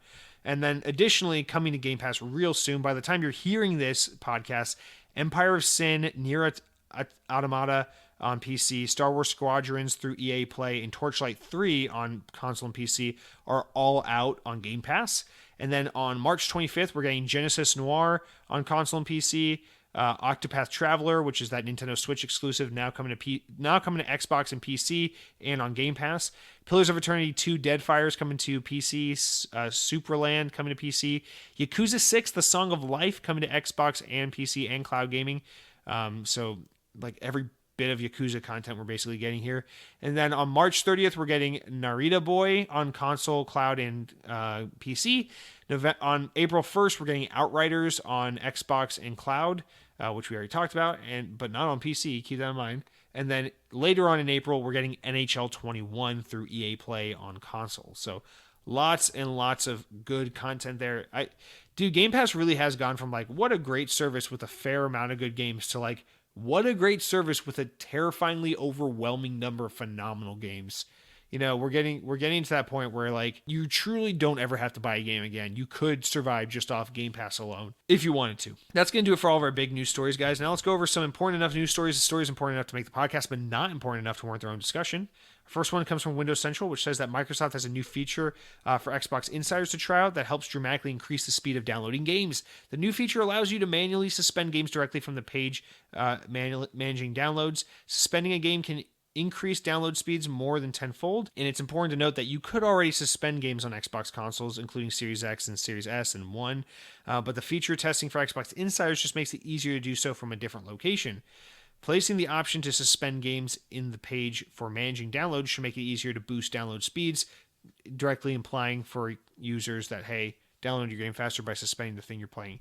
Next up, Windows Central also says the return of Xbox Achievement support comes to the latest Xbox app update for iOS and Android, scheduled for a staged rollout with existing users. The company has outlined the initial launch among a limited set of players, with broader availability planned in the weeks ahead. Achievements come tied to Xbox Live profiles with the ability to browse, view progress, status, and all that shit, as you already know. Thank God this is coming back. I've been so salty that I haven't been able to check this stuff on my phone for a long time because of the new app that came out last fall. Next, by the time you're listening to this podcast, EA Play will have officially launched on PC, offering Game Pass subscribers access to tons of EA games as well as tons of discounts and trials for some of the hottest games from the publisher that everyone hates. Next, Outer Worlds is getting some new DLC, so Obsidian Entertainment and Private Division's Outer Worlds already got its first DLC, Peril on Gorgon, back in September, but now the second and final DLC is out now. It is called Outer Worlds Murder of Eridanos, and it's available on Xbox and PC. Next, Doom Eternal: The Ancient Gods Part 2, the final DLC expansion for Doom Eternal, is available now. After that, Age of Empires will be getting a preview event on April 10th at 9 a.m. Pacific, noon Eastern Time. Microsoft will hold the event as a live stream and include reveals for multiple titles like Age of Empires 2 Definitive Edition, Age of Empires 3 Definitive Edition, as well as the upcoming Age of Empires 4. So finally an update on that from developer World's Edge. Next, from Windows Central, a list of gaming events for 2021 continues to grow as Square Enix has announced a Square Enix Presents digital showcase series. The first Presents will be held on March 18th, so the day this podcast goes live, at 10 a.m. Pacific, 1 p.m. Eastern, and will be streamed on Twitch and YouTube. The show will be about 40 minutes long and include the reveal of the next Life is Strange game, which will feature an all-new protagonist wielding an exciting new power. Other things to be included in the show include new looks at Balan Wonderland from the old Sonic developer, People Can Fly's upcoming shooter Outriders, and Marvel's Avengers, as well as more. They're also rumored to be re-releasing some old Tomb Raider games, apparently. So we'll find out about that by next week's episode for sure.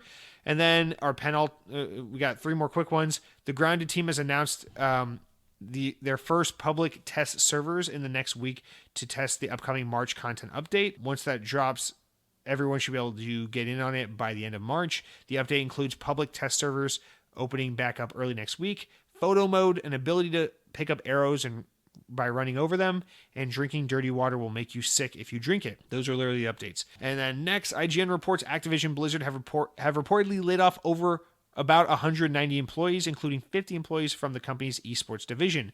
Bloomberg reports the layoffs affected less than 2% of the company's employees. 2% translates to roughly 190 employees. 50 of those employees worked in Activision's EA Sports or esports division. U.S. workers laid off will receive a minimum of 90 days of severance and healthcare benefits for up to a year. According to Bloomberg, each employee laid off was given $200 in gift cards to Battle.net, which is the company's online video game storefront. So that is a massive slap across the face. The severance package seemed pretty decent, although layoffs are never fun or a good thing, especially when you're a company like Activision Blizzard that's just making shit tons of money and is making having record-breaking years. So fuck you for laying people off in a situation like that. But also really don't slap these now unemployed people off. Don't slap these people in the face by giving them a stupid fucking Battle.net card. And finally, Wizards of the Coast has announced that Dungeons & Dragons Dark Alliance will be released on Series X, S, and Xbox One, as well as PC on June 22nd, 2021. That's going to do it for all of our news, guys, this week. Now we are going to jump into our wrap-up topics of the show. You guys know what's next. new game releases this week, as pulled from Xbox Wire, where I will read the name of the game, the release date, and judge exactly what it is based off nothing more than a screenshot out of context. We have 17 new titles, starting with Madon, which is a sketch art horror game. Then we got RBI Baseball 21 coming out March 16th. Even though it is optimized for new consoles, you don't want to play this shit because MLB The Show's coming to Xbox. And then we got Stubbs the Zombie Rebel Without a Pulse coming out March 16th, so you can play that now. It's on Xbox Series X, which is funny because it's an old Xbox game made in the Halo engine, apparently, which is all anyone ever says about that game. Adios comes March 17th and is Xbox One X enhanced, so good for you guys who still have a One X, because those things are hard to get now. Beach Buggy Racing 2 Island Adventure actually looks pretty cool. It's out now. Dungeon Defenders Awakening is out now. It looks like some weird kind of like a Hearthstone looking, not Hearthstone, but what's that? The League of Legends, Smite. That's it, Smite. Rays of Light comes out March 17th. Looks pretty. It looks like a girl holding a pipe next to this abandoned parking structure in an overgrown post-apocalyptic world, so maybe it's a Last of Us sequel. Chess Knights Viking Lands comes out March 18th, so you can play chess on your Xbox. Explosionade DX comes out March 18th, and it's an indie game with 8-bit style. Space Otter Charlie comes out March 18th and has a little space otter, so I'll give an excuse for being an indie game. Angry Video Game Nerd 1 and 2 Deluxe comes out March 19th, and God, does that look like one angry video game nerd. And then Can't Drive This comes out March 19th and looks like a pretty fun racing game with monster trucks, so I actually might look into that because it looks pretty cool. And then Cryptop by Paugi comes out March 19th. We won't even, that's literally just looks like someone's shopping receipt, so I don't know what to say about that. Gangsta Paradise is a brawler beat 'em up police violence game where you get to kill the cops. And then Signs of Sojourner, it looks like one of those like DeviantArt things with the PlayStation controller. Space Robinson is a 3DS game, I think. Sumatra Fate of Yandi comes March 19th. It's optimized for the new consoles, but I don't know how the fuck it's optimized for the new consoles because it literally looks like an Intellivision game, but here we are anyway. And then, guys, as a reminder, your games with gold for the month, you got Warface Breakout for the whole month, and then you got Vicious Attack Llama Apocalypse until April 15th. You've already missed out on Metal Slug 3, and make sure you get Port Royale 3 while it's available until March 31st. And that is going to do it for our whole podcast this week, guys. Here we are at the hour and 45-minute mark, and all that's left to really say now as I sit here with my super sore arm and knowing that it's 9 o'clock and I got to get to editing this shit is, you know, when you're all alone and you're in the drive-thru and you're sitting there with nothing but the radio to keep you company and a couple of quesalupas in a Taco Bell bag that you just picked up, I want you to know that no matter how dark things get, you can always PepsiCo is life. Or, sorry, let me try again. No matter how dark things get, I want to help give you the light to, I'm going to Disney World. You see, guys, I don't know how to make these work. Fuck it. All right, guys, just power your dreams.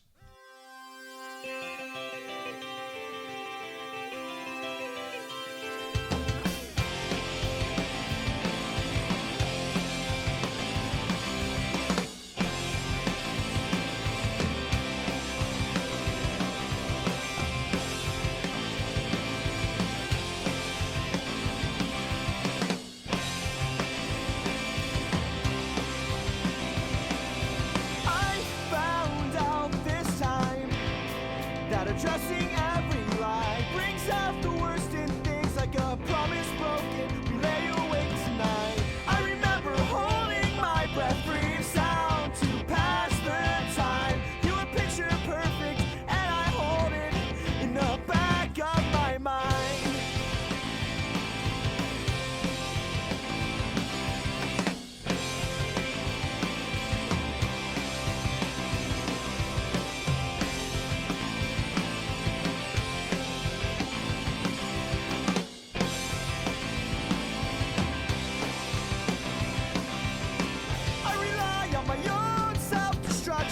And I'll